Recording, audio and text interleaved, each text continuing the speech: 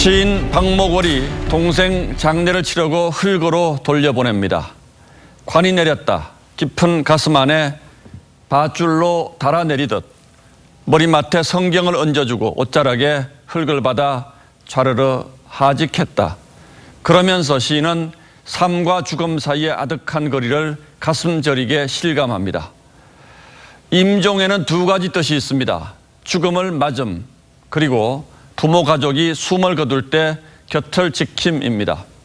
어느 뜻이건 임종은 이성과 저성이 엇갈리는 마지막 고해 성사의 자리입니다.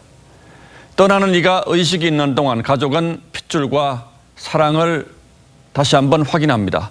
한 생을 함께 행복했다며 고마워합니다.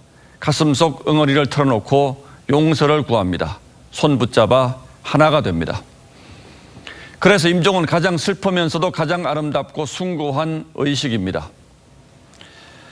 그러나 코로나19로 희생된 분들의 임종은 쓸쓸합니다.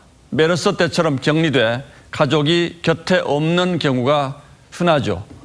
염도 입관도 못하고 곧바로 화장됩니다. 남은 반려자에겐 사무치는 한이고 자식에겐 크나큰 불효입니다. 대구에서 의료봉사를 하고 있는 안철수 국민의당 대표도 사연 하나를 전해왔습니다.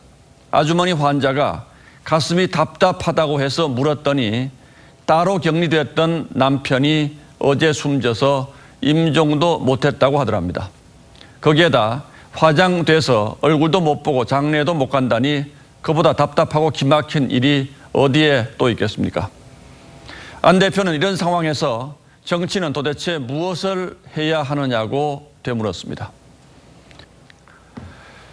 대통령이 한국은 방역 모범 사례로 평가받을 것이라고 했습니다. 총리는 조만간 변곡점을 만들 수 있을 것이라고 했습니다.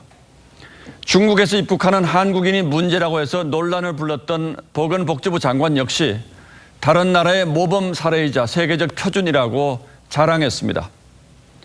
확산세가 수그러드는 것은 퍽 다행한 일입니다만 이미 50명 넘는 국민이 숨진 상황에서 온당이 할 말인지는 묻고 싶습니다. 자랑도 때와 장소를 가려야 박수를 받는 법이죠. 국가를 운영하는 사람들에게 국민의 무고한 생명이 희생되는 것보다 더 송구스럽고 죄스러운 일은 없습니다.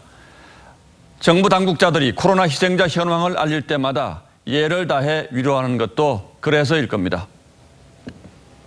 And on behalf of the President and all of the American people, we extend our deepest condolences. 3월 10일 앵커의 시선은 코로나 자화자찬이었습니다.